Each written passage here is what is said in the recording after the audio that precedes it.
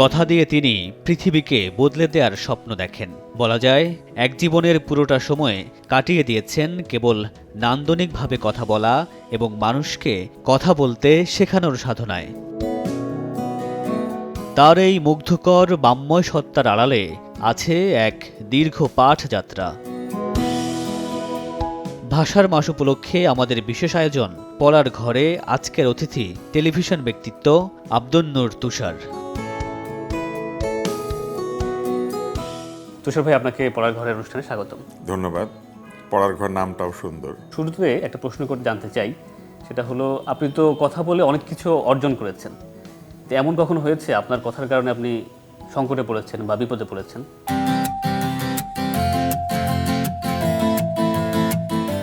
কথার কারণে সংকটে কেউ পড়ে না। আর আমি কথা বলিনি, আসলে আমি কথা বলার সংগঠন তৈরি করেছি, বাংলাদেশ ডিবেট ফেডারেশন। এবং আমি যে সংগঠনে কাজ করেছি সেখানে ছেলে মেয়েদেরকে বিতর্ক, বক্তৃতা এবং কথা বলার যে চর্চা সেটা শুরু করিয়ে দিয়েছে। আমি রোটারাক্ট ক্লাব করতাম, সেখানেও আমি বিতর্ক এবং বক্তৃতার চল শুরু করেছিলাম। আমি প্রথম আলো বন্ধুসভায় ছিলাম, সেখানেও আমি কথা বলার চল করেছি। বন্ধুসভা এখন নিয়মিত বিতর্ক আয়োজন করে।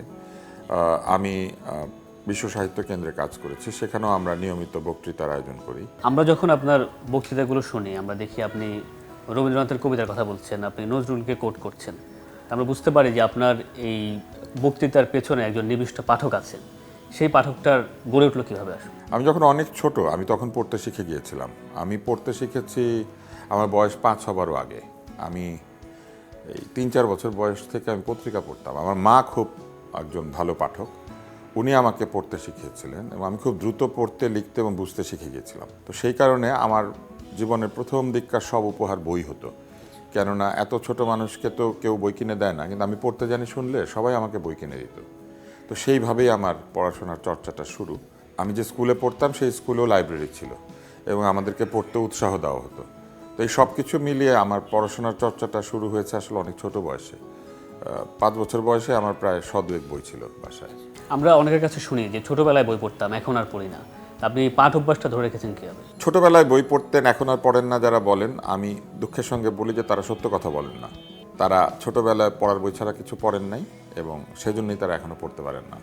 কারণ তাদের কাছে বই ছিল পরীক্ষা দেওয়ার একটা উপকরণ।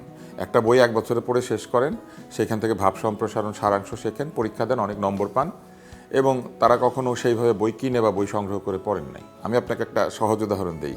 ছোটবেলায় ইলিশ মাছ খেতাম, এখন আর খাই না। কেউ বলে না। যে ছোটবেলায় কিছু করেছে সে বড়বেলায় সেটা ছেড়ে দেয় না। ফলে যিনি বলবেন আপনাকে যে আমি ছোটবেলায় বই পড়েছি এখন আর পড়ি না, উনি সত্যি কথা বলেন না। এখন যে আপনার যে ব্যস্ত জীবন, সেইখানে বই আপনাকে সঙ্গ দেয় কীরকম? মানুষ যখন তার ব্যস্ততার কথা বলে, এটা হচ্ছে অধিকাংশ মানুষ তার আয় করে এই ব্যস্ততার কথা বলে। যেমন আমরা যখন বলি যে আমরা অনেক ব্যস্ত, অধিকাংশ মানুষই উনি আসলে ওই কাজটা থেকে আয় করেন। কিন্তু ওই যে আয়টা উনি কোথায় ব্যয় করেন? আমি যতটুকু আয় করি আমি বই পড়ার পেছনে কিছুটা ব্যয় করি। তাই বই পড়া তো আমার জীবনের অংশ। এখন ধরেন আমি যদি আয় করতাম এই জন্য যে আমি অনেক পোলাও খেতে চাই, আমি পোলাওর চাল কিনতাম। তো আমি যেহেতু আয় করি শুধু পোলাও খাওয়ার জন্য না, সেই জন্য আমি খানিকটা বই কিনি, তো সেই বইটা আমি পড়ি। আর সময় কোথা থেকে পাই? যে সময়টা আপনি আয় করবেন না সেই সময়টা আপনি ব্যয় করবেন। তো মানুষ অধিকাংশ সময় ব্যয় করে পয়সা, কিন্তু আমার কাছে মনে হয় যে কিছুটা সময় নিজের পিছনে ব্যয় করা উচিত। বই পড়া কিংবা কোথাও বেড়াতে যাওয়া কিংবা একটা বাগান করা, এই কাজগুলি যখন আপনি করেন তখন আপনি আসলে আপনার নিজেকে সময় দেন। মানুষ যেই পৃথিবীতে আসে তারা নিজেকে সময় না দিয়ে মরে যায়। এই যে আমরা যখন পড়তে যাই, সেখানেও তো হাজার হাজার বই আছে, পছন্দের বিষয় আছে, নির্বাচনের বিষয় আছে। আপনি তো সব ধরনের বই নিশ্চয়ই পড়েন না। তা আপনি এখন কোন বইগুলো আপনার পছন্দের থাকে? আপনি পাঠকের উন্নতি হয়, কিন্তু আমি সব ধরনের বই পড়ি। ভালো ভালো লেখকদেরকে বেছে নিয়ে পড়া। আপনি গল্প উপন্যাস পড়েন? হ্যাঁ, গল্প উপন্যাস পড়ি, কবিতা পড়ি, আমি ভ্রমণ কাহিনী পড়ি, আমি কল্পকাহিনী পড়ি, আমি গবেষণামূলক নিবন্ধ পড়ি। আমি কিছু বিষয় সম্পর্কে বিশেষভাবে পড়াশোনা করি। যেমন একটা হচ্ছে অর্থনীতি, একটা হচ্ছে ধর্ম, একটা হচ্ছে ইতিহাস, একটা হচ্ছে সাহিত্য এবং এর বাইরে আমি আরও জানার চেষ্টা করি সমসাময়িক এবং পুরনো রাজনীতি। আমার কাছে মনে হয়েছে যে এগুলো সবই একটা আরেকটার সঙ্গে জড়িত এবং খুব বিশেষভাবে অর্থনীতি, রাজনীতি, ধর্ম, এই বিষয়গুলি খুবই মানুষের সঙ্গে জড়িত, সাধারণ মানুষের সাথে। ফলে আমি এই বিষয়গুলি আলাদাভাবে পড়ি। আচ্ছা, এই যে আপনার দীর্ঘ পাঠ, সেই বাচ্চাকাল থেকে এখন পর্যন্ত, এই দীর্ঘ পাঠে আপনার সবচেয়ে প্রিয় বই কোনগুলো? একটা দুইটা বিষয় বলতে আমার হবে না, জন্য আপনি নাম কয়েকটা বলা বইয়ের নাম খুবই বলেন। কঠিন। আপনি যদি আমাকে বলেন যে সবচেয়ে প্রিয় বই, আমি এভাবে বলতে পারবো না। কিন্তু আমার উপরে কিছু কিছু বই অনেক প্রভাব রেখেছিল ছোটবেলায়। যেমন একটা বই, রূপকথার বই, মালাকাইটের ঝাঁপি, এটা আমি অনেকবার পড়েছি। জাফর ইকবালের হাতকাটা রবিন এবং দীপু নাম্বার 2 আমি অনেকবার পড়েছি। আমি নুলিয়াছড়ি সোনার পাহাড়, শাহরিয়ার কবিরের, এটা আমি অনেকবার পড়েছি। এই বইগুলির মধ্যে এক ধরনের কল্পনা ছিল। রাহাত খানের দিলুর গল্প আমি অনেকবার পড়েছি। কাজী আনোয়ার হোসেনের লেখা বই কুয়াশা আমি সিরিজ, এটা আমি অনেকবার পড়েছি। একটু বড় হয়ে মাসুদ রানা পড়েছি। এই বইগুলির এক ধরনের ইম্প্যাক্ট আছে। আর মাসুদ রানা তো উনি পুরোপুরি নিজে লিখতেন না, পৃথিবীর বিভিন্ন বই থেকে উনি, অনুবাদ ঠিক না, এক ধরনের আত্মীকরণ করতেন। তো সেখানে যেসব অনেক কথা আছে, যে কথাগুলি খুবই, মানে সেখান থেকে অনেক কিছু শেখারও আছে, ভূগোল আছে সেখানে, সেখানে ইতিহাস আছে এই বইগুলির মধ্যে।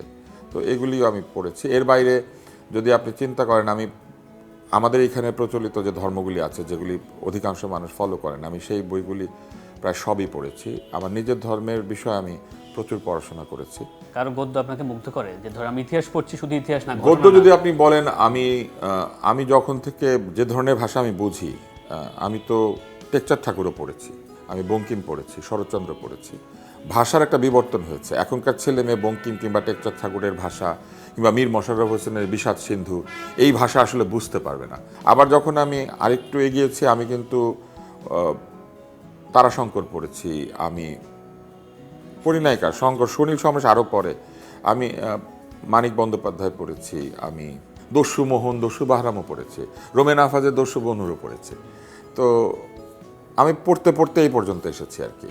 তারপরে যদি আপনি বলেন, আমি সুনীল, সমরেশ, শীর্ষেন্দু, বুদ্ধদেব সবার বই পড়েছি। আমি কবিতা পড়ার সময় একইভাবে পড়ে গিয়েছি, যারা এই সময় আমাদের সময় কবিতা লিখেছেন। আসলে ভাই, শেষ প্রশ্ন, আপনার কাছে জীবনের অর্থ কি? জীবন আসলে অর্থহীন। জীবনের কোনো অর্থ নাই। প্রত্যেক মানুষের কাছে জীবন তার নিজের মতো করে অর্থ নিয়ে উপস্থিত হয়। ফলে জীবন হচ্ছে এমন একটা সময়, যে সময় আপনি পেয়েছেন নিজেকে অনুভব করার জন্য। আসলে ভাই, আপনি খুব ভালো বলেছেন, আপনি ব্যস্ততার মধ্যে সময় দিয়েছেন, আপনাকে অসংখ্য ধন্যবাদ এবং কৃতজ্ঞতা। আপনাকেও ধন্যবাদ।